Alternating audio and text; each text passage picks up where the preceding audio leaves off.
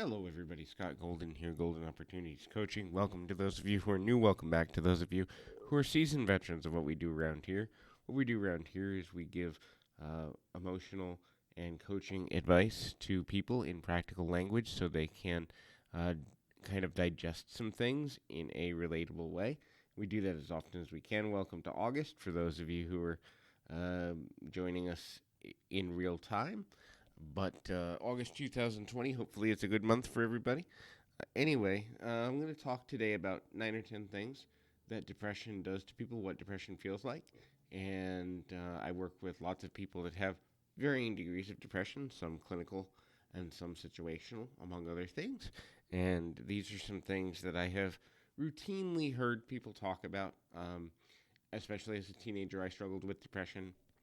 I found what I believe to be my personal balance with it, but some people struggle an entire lifetime with that, and I encourage you to get some counseling or coaching or something that works for you if you are dealing with that. Seek out a professional that is relatable to you so that you can make the best decisions for your future and live a happy, healthy life. There's, like I said, about 8 or 10 things I want to go over here. So, the first thing that's really important to consider is it leads to isolation. When you're depressed, you're dealing with emotions of unworthiness. And so, if I'm not worth interacting with, if I feel that I don't have anything to add to a conversation or a relationship, I'm going to automatically feel like there's no point to communicating, there's no point to connecting with others. And so, I will isolate myself. Now, this can be social isolation, literally like not talking to people, or it can be something as simple as isolating from forming relationships at all, isolating from trying to connect socially in terms of even with long-term friends or people that are meaningful.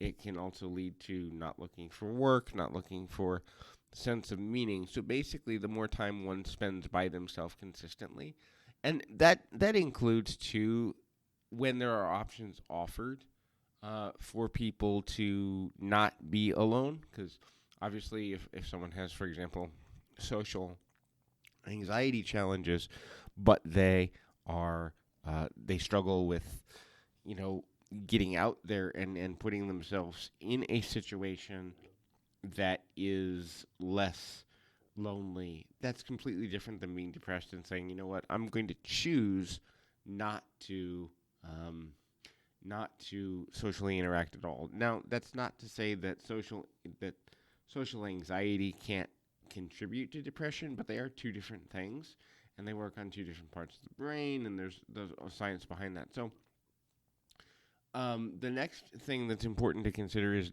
disorganization and disorder. So, a person who is depressed has a difficult time trying to remove from their life chaos. And so they may plan to do any number of things from organize their house, clean their house, get things in order for applying for a job or taxes or just other responsibilities, and trying to keep things clean, neat, and in order becomes an overwhelming thing. And another thing, too, with that is it's incredibly hard, if not impossible, for a person to get started on doing what feels like major projects. So you may decide, hey, I want to organize my bookshelf. And it takes you 20, 30 minutes and you feel better because it's organized now. But for a person with depression, even starting that project, even considering, like, I'm going to take the time to do this thing that requires order and discipline, feels like it weighs several tons. It feels overwhelming, and it's um, extremely difficult to do. And so the next thing I want to talk about is low level of self care. Now, self care is both emotional, mental, and physical. So, from an emotional level, they don't really care how they feel, and there's a certain level of apathy. From a mental level, the actions and consequences concept falls within them. And from a physical level, they may not eat properly, which we'll get to in a second. They may not sleep properly. They may not get up and shower or change clothes or do things to make themselves look and feel good. And it can be, for some people with severe depression, several months or weeks between these daily life tasks that people obviously do daily, because it feels like a full-time job. It's not that they're being lazy, and I think that's something that people that have never had depression, oh, they think, well, just do it, just get up and do it. But for a person with depression, it feels like you're asking them to solve a calculus problem. It feels like you're asking them to solve world hunger and major life issues, because the relationship between how difficult something is skewed in a negative way in their brain, and so that becomes a major challenge. The next thing there is sleeping issues. So, hypersleeping, which is sleeping way too much, or the opposite of not sleeping at all for extended periods of time, sometimes days, can be a sign of depression. Also, difficulty in falling asleep or staying asleep can be a sign. So, and there's a car alarm going off outside. So, what's really interesting is there's a reality where finding balance with sleep, and balance can mean a regular sleep schedule. Balance can mean getting the same amount of sleep within a 24-hour period. Notice I'm factoring in that not everyone sleeps at night. Things are different, and people work second and third shift. So, finding a balanced level of sleep that one gets more nights than not, or the majority of the time, a healthy person can do that very easily. But staying asleep, people with depression are known to often not dream but wake up more times in a night. That's been proven in sleep studies. They may go to a less intense or less deep level of sleep. So that means they're going to wake up and feel unrested. So that's there as well. The next thing is, a depressed person always goes to the worst case scenario. So this is a difficult one, because I tell people all the time when I'm working with them and coaching them, when you're planning a major life event, it's valuable and important to think about the worst case scenario before you get completely in love with the best outcome. And some people disagree with that methodology, but my logic in that is, if you know what you would do in the worst case scenario, any problem that comes that isn't the worst case scenario, you can handle better, because you know what you do in the worst case. So anything less than that, you can adapt and adjust properly. But a person with severe depression or even moderate depression is only going to look at the worst case scenario, as in they're going to what's known as awfulize. No one will ever like me. I will never find a significant other. I will never find a good job. I will never feel better about myself or my circumstances or situation. I'll never be happy. So the awfulization, which includes things like never, it can't happen for me, it won't happen for me, it's negative internal language that then spills over into external language, or how they speak to others. And it's draining many times to be around a person with depression, because you try to be positive or even neutral, and they will drag you many times into this cycle of negative speech. And you feel like, well, why am I here? If I can't help you at all, if there's nothing I can do to make your life even better for a little bit, then why am I here? What's the value in our friendship? What's the value in our relationship? And can I really sustain watching you do this to yourself? And so it kind of becomes, in a dangerous way, a self-fulfilling prophecy that the depressed person does not want to be by themselves.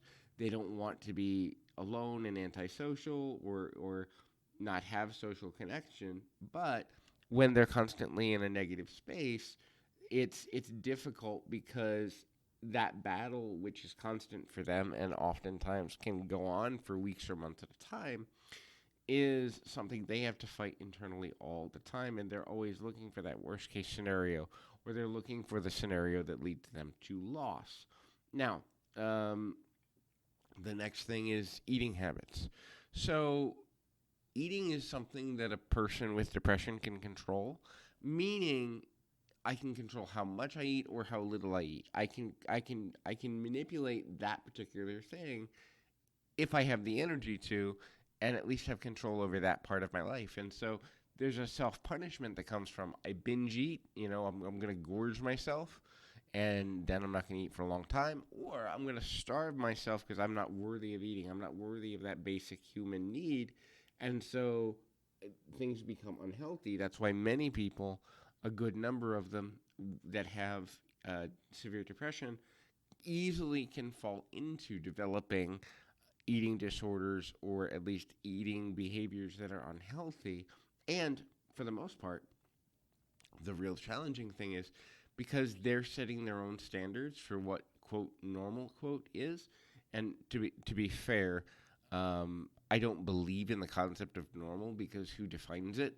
Instead, I firmly believe in the concept of general consensus, which is, well, the majority of people do this, therefore, it is within the boundary of reasonable expectation. But there is no normal because who defines it, right? So anyhow, um, when a person is eating badly, they have rationalizations for their behavior. They have reasons that they behave in the way that they do. And so they're looking at this going, this is, quote, normal for me. And they can be engaging in unhealthy behavior and have no idea, absolutely none, that what they're doing is unhealthy or a negative choice.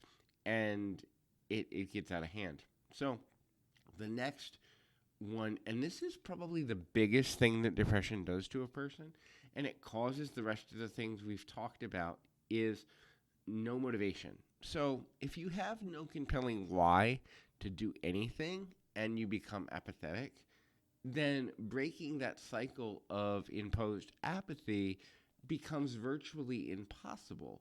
So if I have no reason to do anything, if I have no reason to get out of bed, if I have no reason to look for a job, if I have no reason to interact with people, then how am I going to spontaneously just come up with one? And so a person who's in a professional role has to go, well, when's the last time you felt anything? When's the last time you felt positive emotion? When's the last time you felt fired up about something? When's the last time you felt the need to do things that were more involved? And let's recreate or try to focus on that emotion in order to give the possibility of recreation of it, or at least mirror imaging it. Um, but a person with no motivation, they're going to stay in that depressive loop because, again, the linking thoughts in their mind is nothing ever is going to get better for me. And most of us, for the for the last several generations, we're familiar with the Winnie the Pooh character Eeyore, and so Eeyore is nothing will ever get better for me. Nothing good ever happens to me. And that's his belief, right? And I'm talking about a cartoon character as though he were real. But the reality is there are people that feel like that cartoon character, that there is no motivation even to begin to believe in the possibility of positive change and growth. So they just stay in that negative space, which leads to the next thing on the list, which is no problem solving skills. If there is no motivation to improve life, then there's no reason to solve problems. Problems will just compound upon each other and things will only get worse. And the core belief of a person with severe depression is nothing can get better for me. Therefore, even trying to solve problems becomes overwhelming, even if the problems like what do I have for dinner or what should I wear, these are simple problems that most people confront on a daily basis. So the larger problems of how do I get into healthier relationships, or how do I advance my career, or how do I spend more time with my friends or family, these become, they might as well be, Mount Everest level mountains, because if the simple problems feel overwhelming, then the larger life problems become insurmountable. And that happens because of self self-hate, which is the next thing on the list. Self-hate is the belief that there is something wrong or broken inside a person. And one of the things that I hate about Western health's diagnostic model is by putting a label on a person, you're depressed, you're anxious, you have XYZ mental disorder, a person can live within that diagnosis and give themselves rationalizations and excuses for why improvement isn't possible. And so then it becomes a vicious cycle and a loop, right? Where it's like, well, if I have depression, if I have anxiety, if I have bipolar, if I have whatever, then there's no hope for me.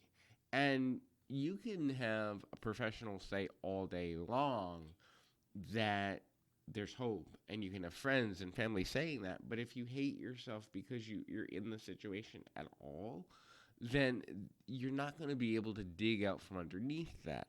I think a better way, and the diagnostic, the DSM is just there for insurance anyway. Let's be completely real.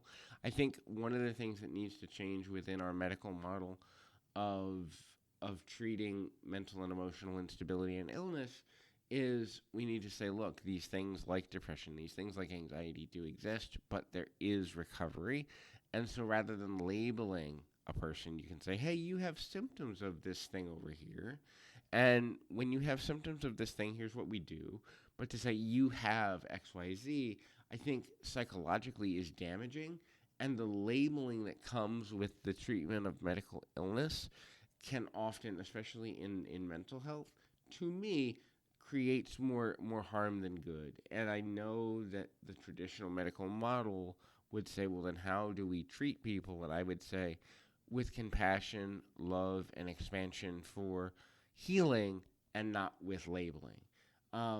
Anyway, but self-hate can make a person uh, immediately go into there's no hope, and they stay there. And then the fear that they're not good enough to be loved, the fear that nothing will ever change, the fear that XYZ will never happen, that their life will never get any better ever. These fears become fixations, and then the fixations become beliefs, and then the beliefs motivate how a person behaves.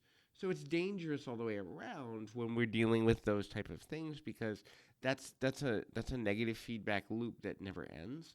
And so once again, if you're dealing with depression, if you're dealing with anxiety, if you're dealing with any mental instability or illness or discomfort, seek out professional assistance and find someone that resonates with what you believe about your own condition. Don't go to someone just because they're a well-recommended professional if they don't resonate with you.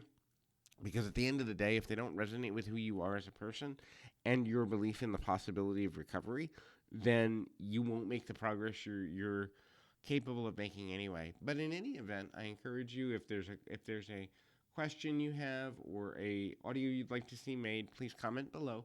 We'll do that within the next couple of days. But in any event, keep your feet on the ground, your mind in the moment. Till next time, everybody.